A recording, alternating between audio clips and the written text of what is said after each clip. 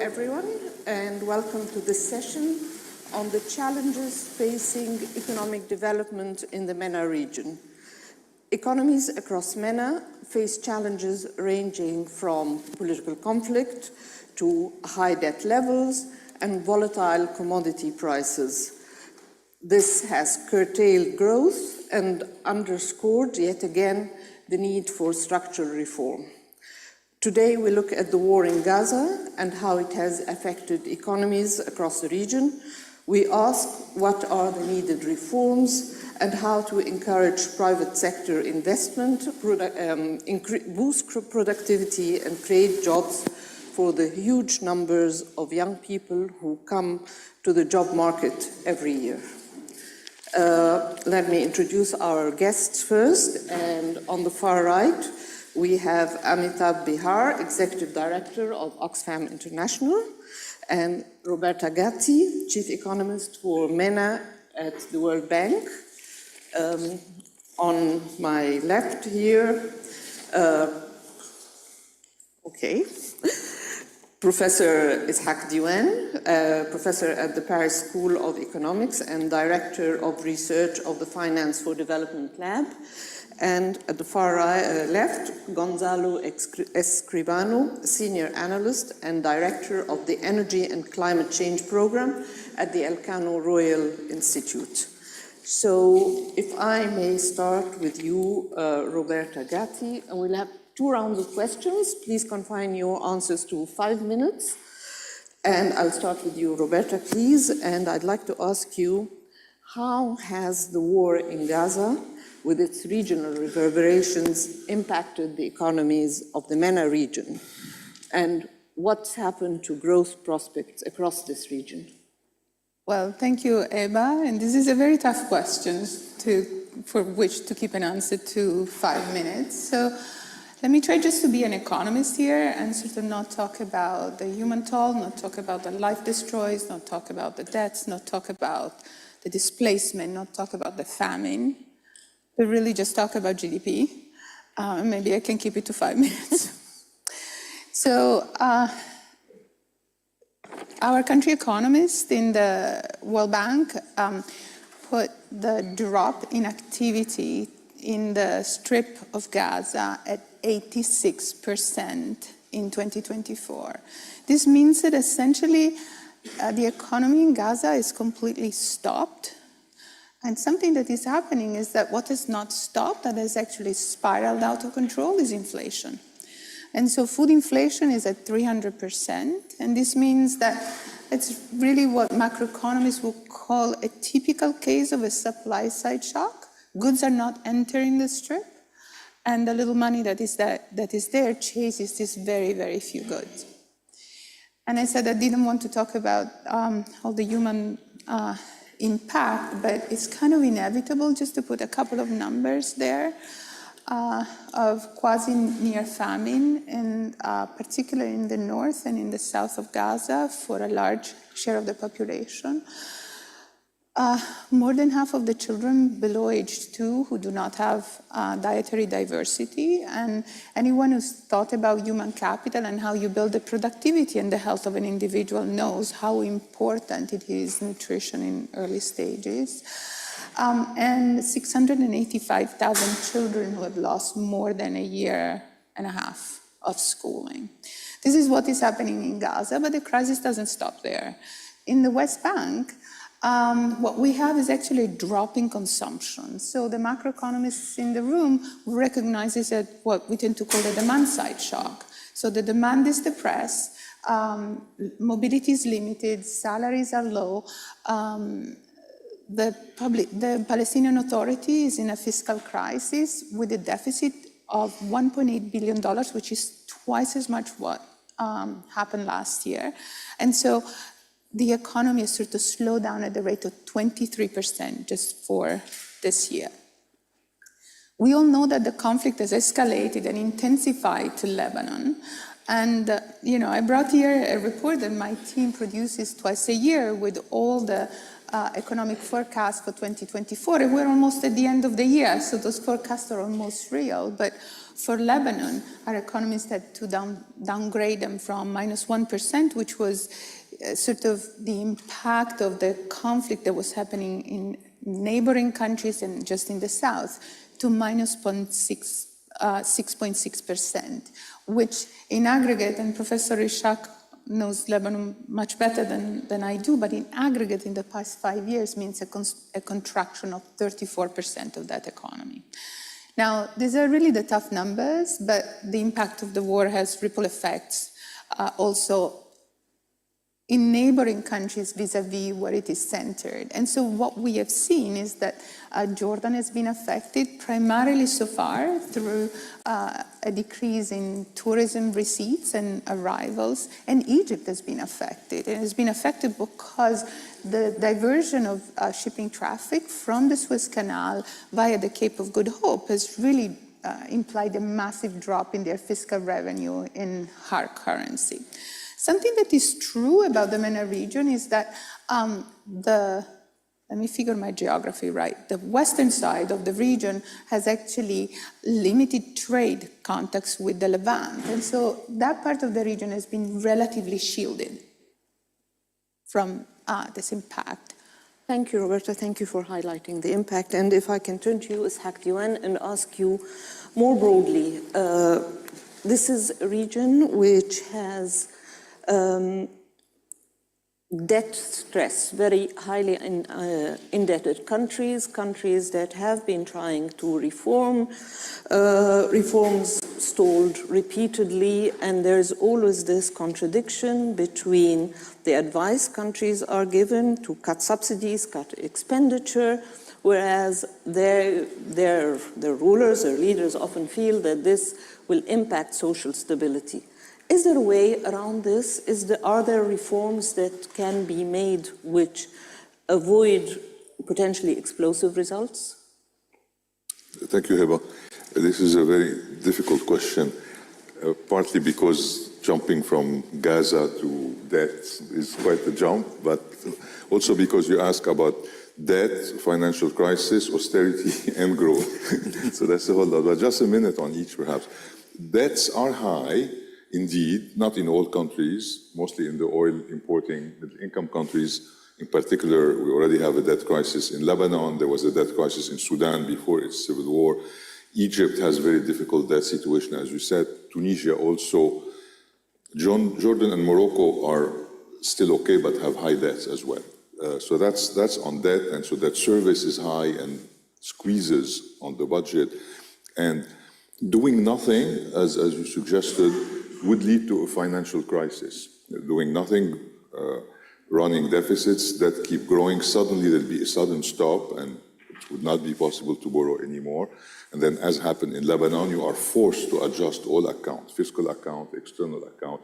Forced adjustment plunges GDP and brings misery and large devaluations and the like. So doing nothing is like going into the wall. It's not the right idea. Austerity is doing something about it, but the very hard way.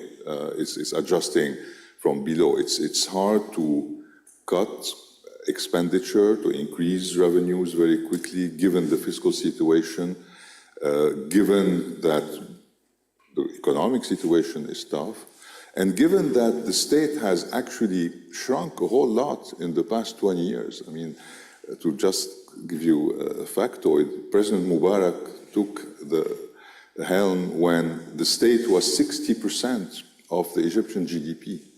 And when he left, it was less than 30%. So the whole life was cutting, and so now we're talking about cuts again. So the obvious solution, the miraculous solution, the reformist solution is to grow out of the problem. And so the question is why, as you ask, we haven't seen growth. And it's a good question. We need leadership that favors growth. It doesn't happen by itself. There are growth opportunities. The fact that the private sector is way below potential everywhere, the fact that Europe is friendshoring, and so there are opportunities for industrialization in the region, The fact, I'm sure we'll speak about green growth. We have lots of sun. We can produce green manufacture, which is what Europe and other countries need right now. The technological revolution has not been absorbed and can raise productivity a whole lot if it's adopted well in terms of training and education. And finally, green energy, of course, and regionalism. There's a lot that can be done, that should be done in terms of regional cooperation. So the potential is there, and perhaps being now at the cliff with this very tough choice between two impossible solutions, crisis financial or crisis social, finally some leaders, some political system could really take the lead and reorganize the economy in terms of growth and productivity. Thank you, Zach. And we've spoken here about the dilemma facing countries that are oil importers and that have big deficits and have to borrow. But if I may turn to you, Gonzalo Escribano, and ask you about the other group of Arab countries, the hydrocarbons exporters, countries that usually are not in deficit, countries that are more comfortable. How they're now under pressure to, the world wants to move away from fossil fuels, they're under pressure to participate in green transitions. Are we seeing enough effort in this space? Are there contradictions? What do they need to do? Are you seeing diversification at an adequate rate? Well, first of all, thank you so much to Daisy for inviting me. Well, that's, again, a very difficult question. I think it would be important to make a difference between mono-producing oil and gas countries and countries that, being oil and gas producers, they have a more diversified economic base. For countries that are mainly based, their economies are mainly based on oil and gas exports, like Algeria or Libya and others, I think it's going to be very difficult to diversify their economies. I mean, they have not made big efforts either. The problem is when they got oil prices, incentivizing not to reform, and when the prices are low, they don't got the political appetite to reform because the social cost will be very high. So the problem with those countries is, in my opinion, will be in the short term trying to incentivize green growth, but this is going to be quite difficult because they will need a real deep energy reform, subsidies, competition policies, and permits, even in some cases trade policies, because you need a very agile import scheme. So for those countries, that will be one thing. For countries that are more diversified, I think perhaps Egypt or other countries that you have mentioned, Israel for sure. The question would be, in my opinion, going to the green growth. I don't think green growth coming from trying to export this, trying to replicate this export-oriented extractivist model that we have followed in the fossil industry. I think what some countries are doing, for instance, Morocco, is investing much more in their own decarbonizations. I mean, when you look around in the region, Morocco is the champion of renewables. Their electricity mix is only 20% renewables, more or less, 60% coal.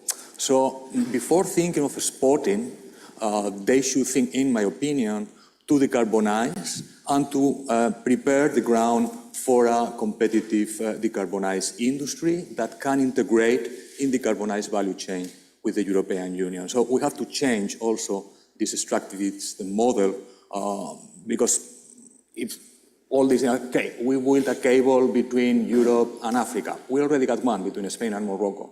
Spain is exporting renewable energy to Morocco, not the other way around. So let's be realistic and do not raise irrational expectations saying, yes, we need hydrogen, that will be a thing, or renewable export, that will be a thing, because we have already lived that failure of the Desert Tech Initiative and the Mediterranean Solar Plan Initiative. So I think having very accurate expectation would be the best thing. Thank you. And Amitabh, I would like to turn to you. I think you have You've just been in Baku, right? At the yes. COP29? Yes. So I'd like to ask you about the climate crisis, which has been making itself very much felt across the Mediterranean, from Valencia to Derna to droughts in Tunisia, Algeria, and Morocco. So the Mediterranean is a climate change hotspot.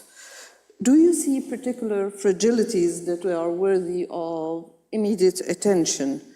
And how is climate change impacting economic development in that region? Would you say that it's there, the impact is felt, it is not something that we can fear in the future?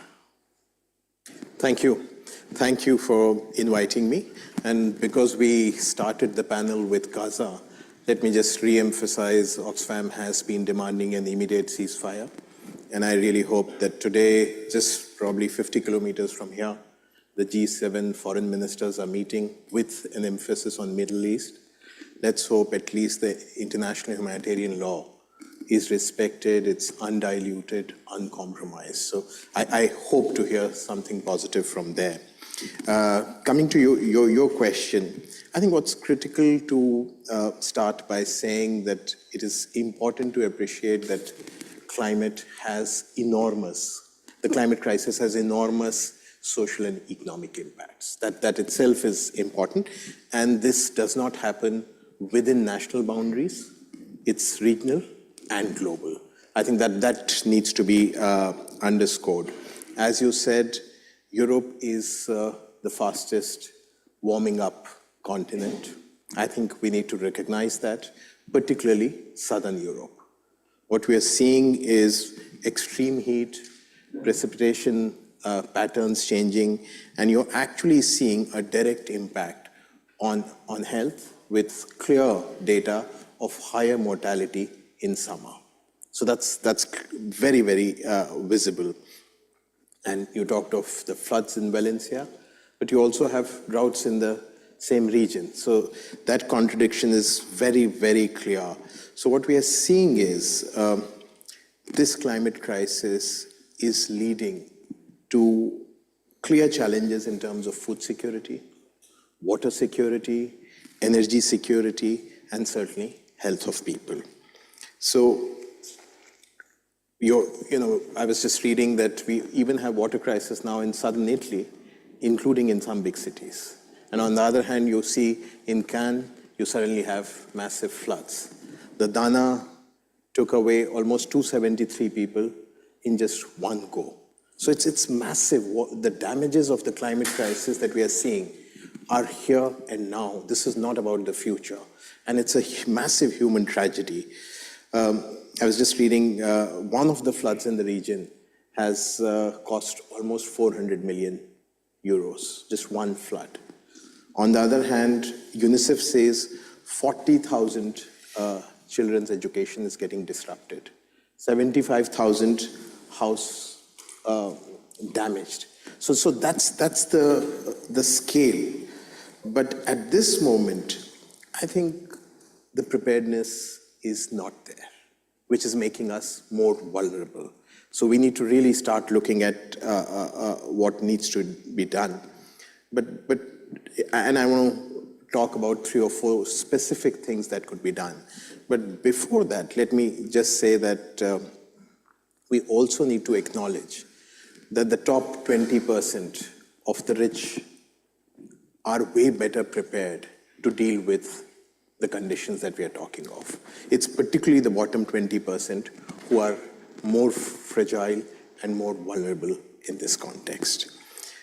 4 specific ideas, and I think these are critical ideas, and you talked of Baku. Hopefully I can talk about Baku more, but let me start. The first one, I think we need clearly greater ambition in increasing emission reduction targets.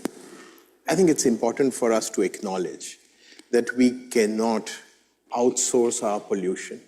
We have a limited carbon budget for the world if we are serious about 1.5% of global warming.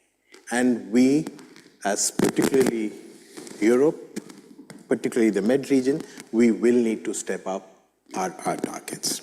Second, support adaptation.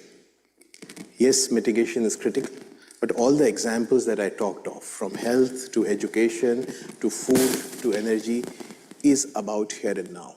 So we'll need to invest very seriously in adaptation.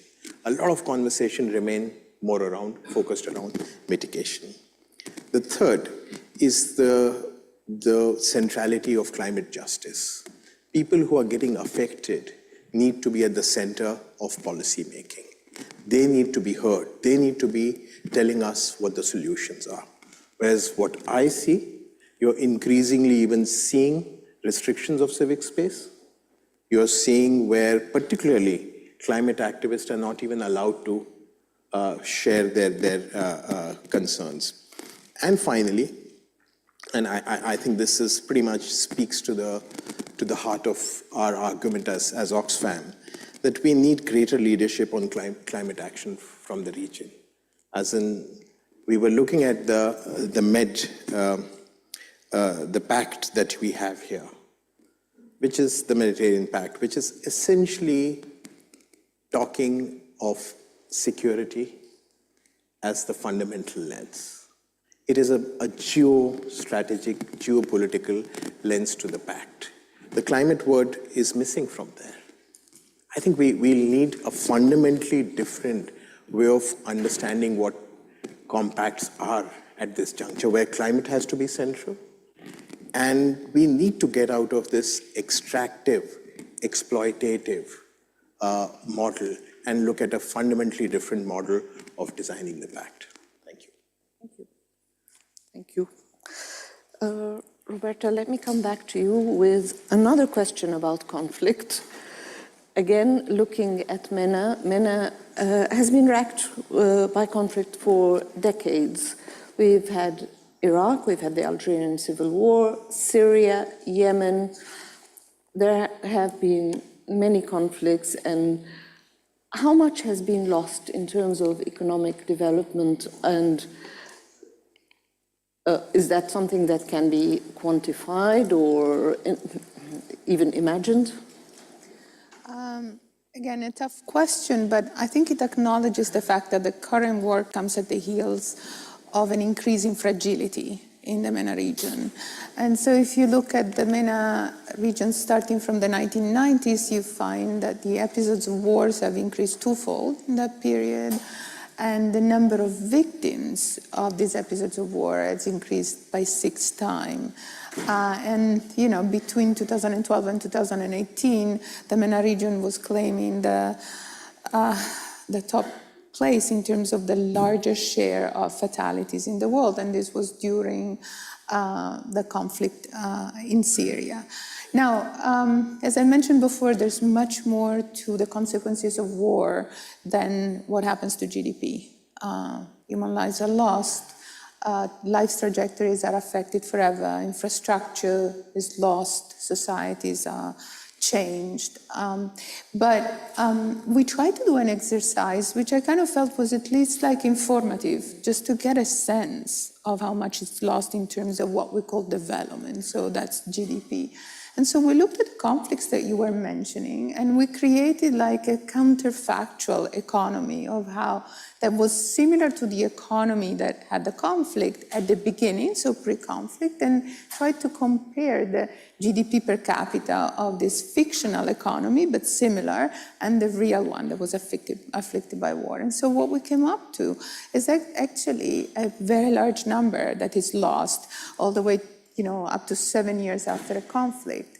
The MENA region has lost 45% of GDP just in the economies that were afflicted by conflict. And we compared it to how much was gained over the past 50 years in the region, and this is equivalent to 35 years of development. So there's a sense in which conflict really dials back development. I think a famous economist, Paul Collier, called it development in reverse. So it's inevitable to think that peace is a precondition for development. But if I may conclude on a bit more optimistic note for the region, like many of you spoke about important things and important reforms that the region ought to embrace to grow. And here, thinking about conflict, I have to say peace is a precondition, but this is a region that has a tremendous potential for growth. And at the World Bank, we always come up with titles like unlocking the development, unleashing the development. And I don't think it's because we lack imagination. It's just because there's really this sense that there is a potential there that needs to be harnessed for growth. And if I may conclude here, I would focus on two things.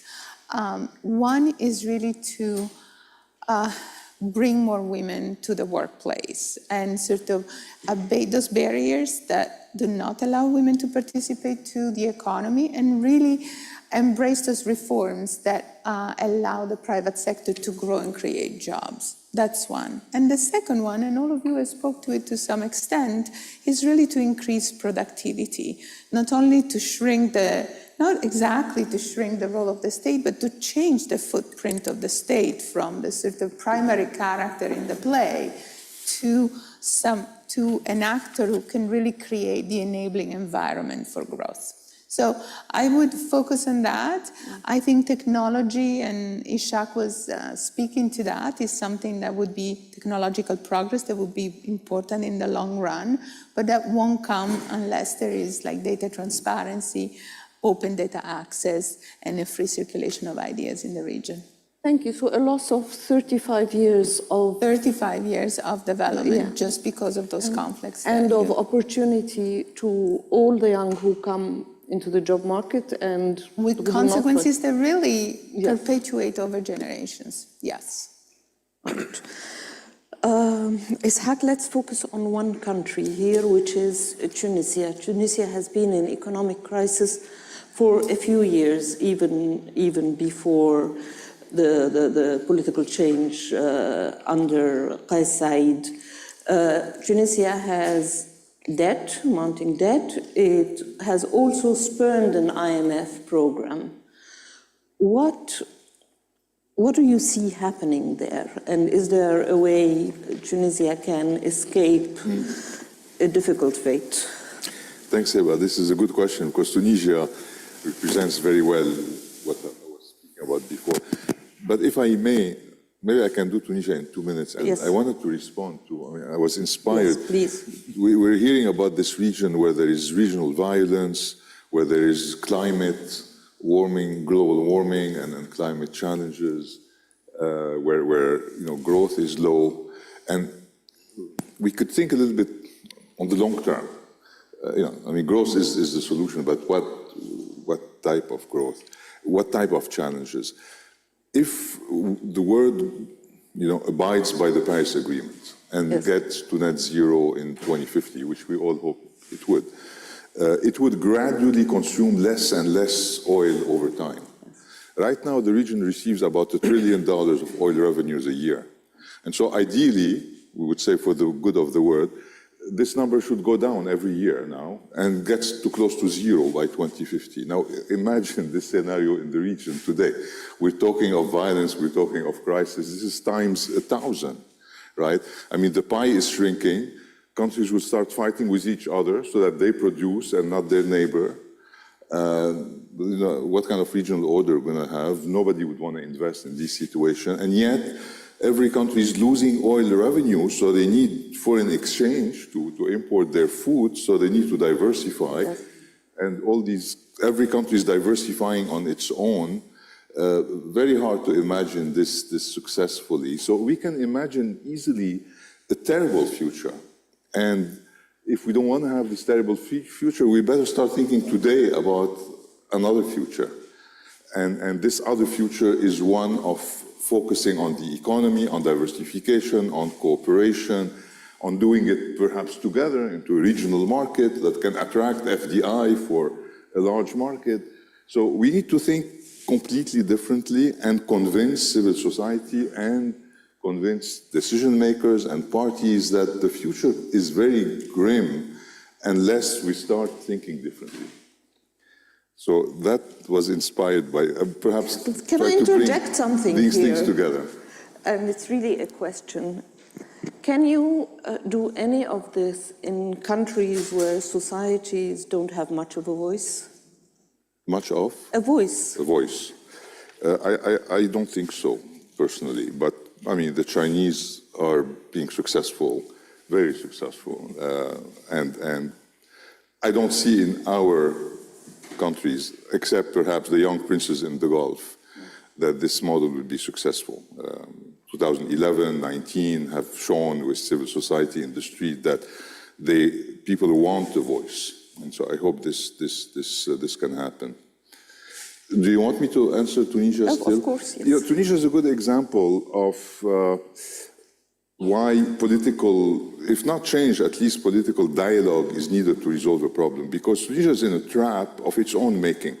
Its debt is high, as you said, 100% of GDP, debt service is high, growth is low, and so this is a pretty bad situation.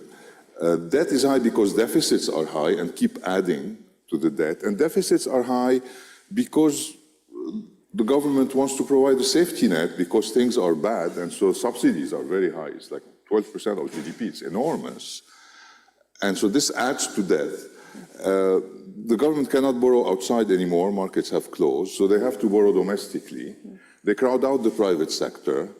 They ration imports because there's no foreign exchange, and so the industry cannot function. And so growth is very low, and there's high unemployment, and nothing on the shelves. So you see, it's a trap, right? I put a very expensive safety net in order to deal with growth, and growth is very low because this is eating all my resources. Unless you have a proper political system discussing this and how the different, the unions, the economic elite, the state can coordinate getting out of the trap, I don't see this happening. We have a very strong leadership, but somehow not very much aware of these issues. And yet every year we hear predictions that Tunisia will default and somehow it scrapes by.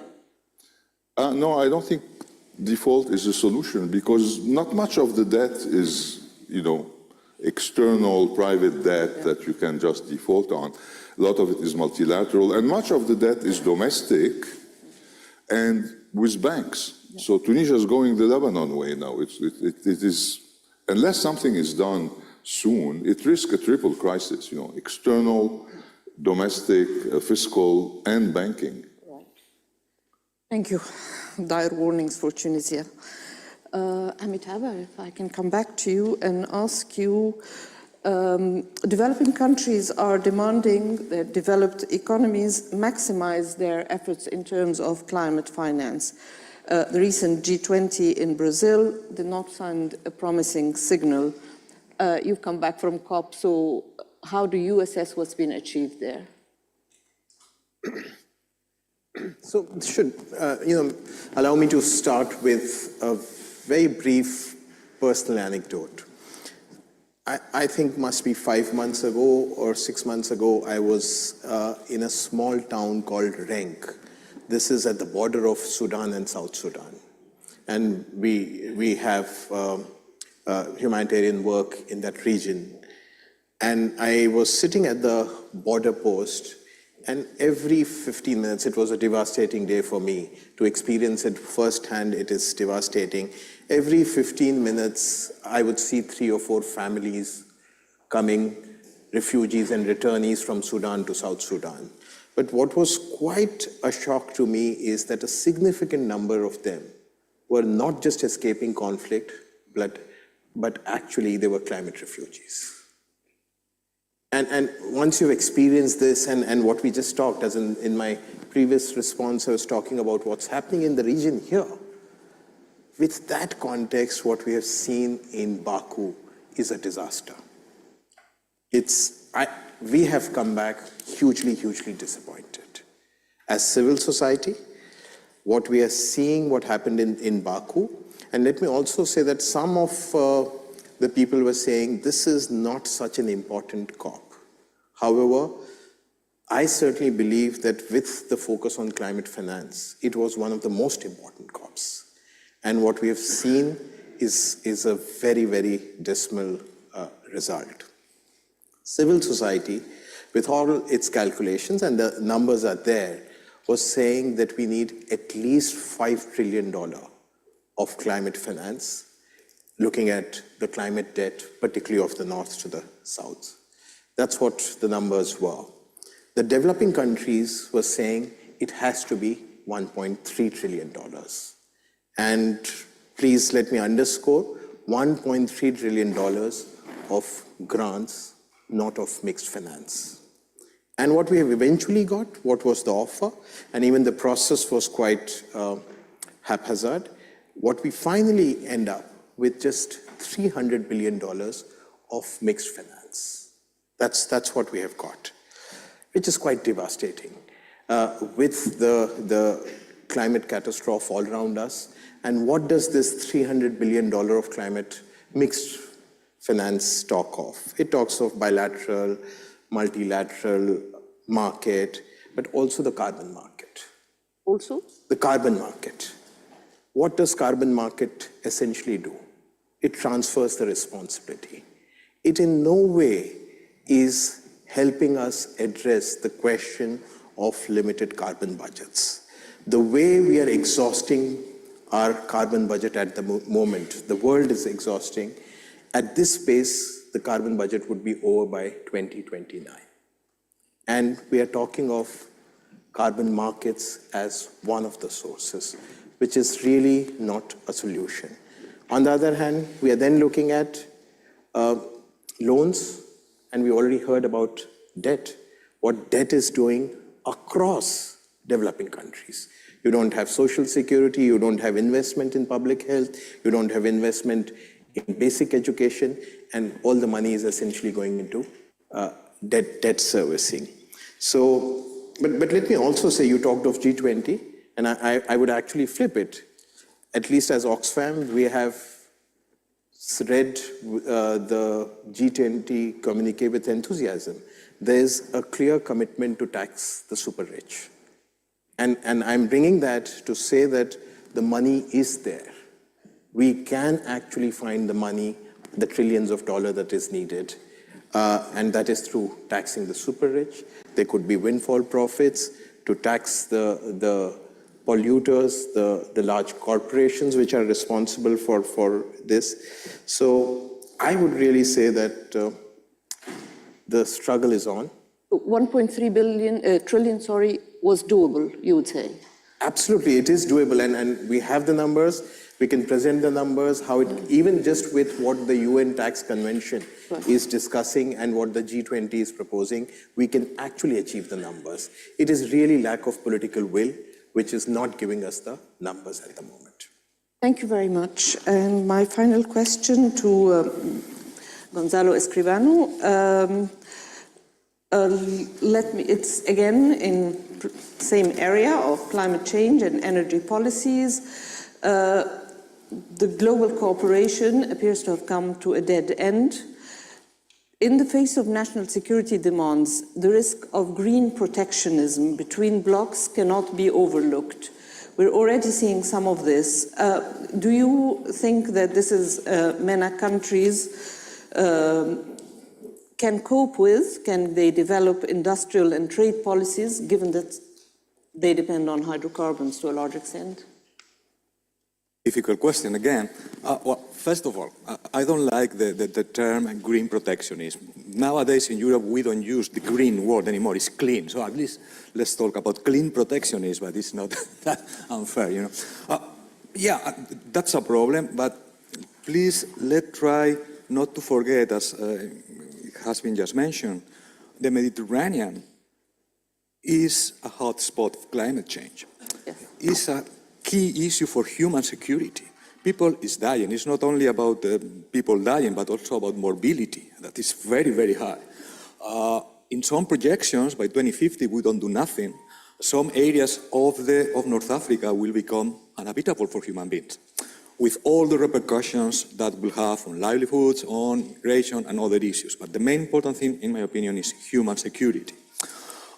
So these countries in the South are the most interested in preventing climate change by mitigation policies, but also adaptation policies.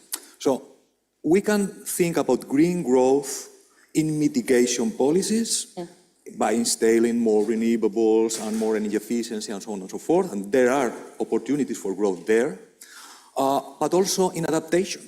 I mean, we need to reinforce infrastructures, and there is a lot of activity that can be created there.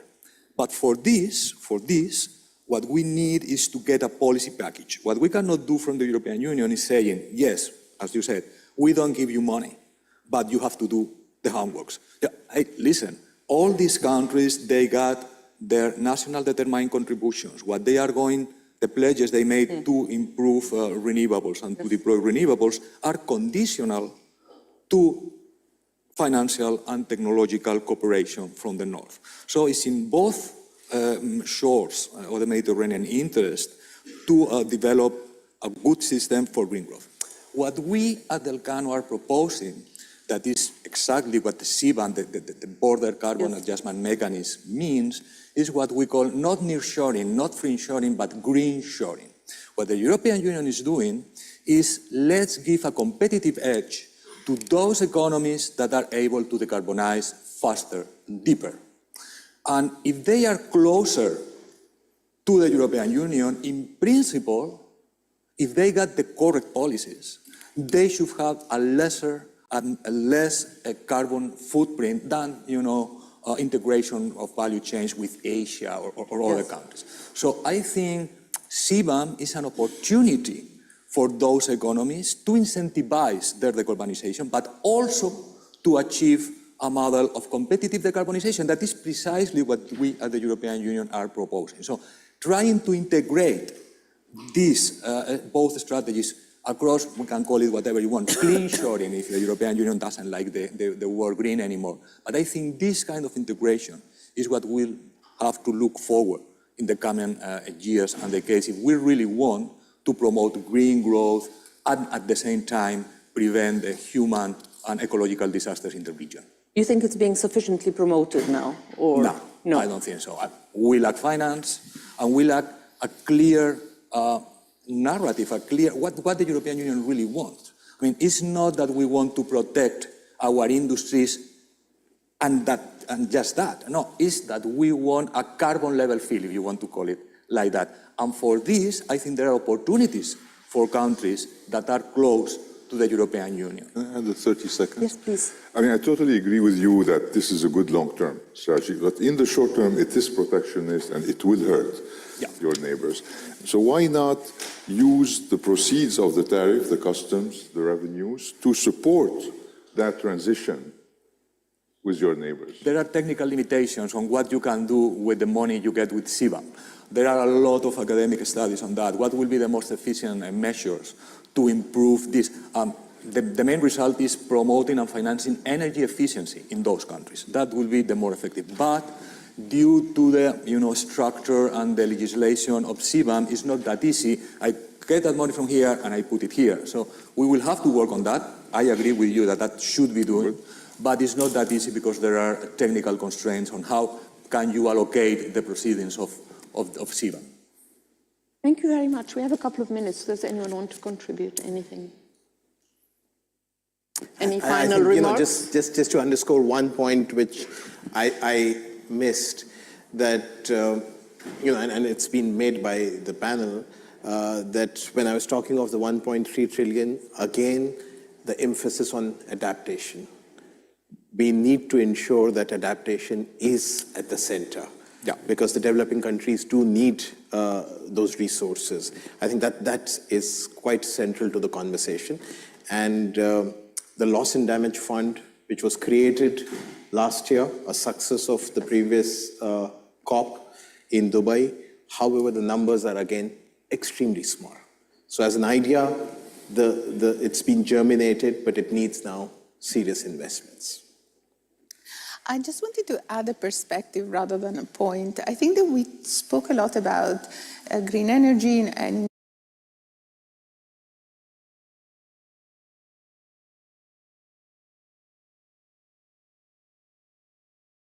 no substitute for a conducive business environment. And this really means a sort of certainty of application of the law, simplification of the law, sort of like a changing the footprint of the state in a way so that the state really creates the sort of competitive neutrality between state-owned enterprises and the private sector that can really make the sectors of the future or of the present, among which the green one is a fundamental one, to really flourish. So I think this is something that we should always keep in the back of our minds for the Middle East and North Africa. Thank you, Roberto. Thank you, May I everyone. just add a single sentence?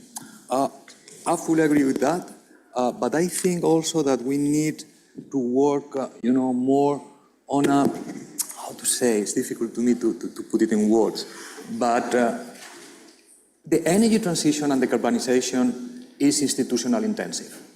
So we need improving the institutional settings, institutional frameworks, in order to attract foreign direct investment. It's not like oil and gas. Oil and gas investment, you do it in the worst environments you can do, but renewables and decarbonization, no.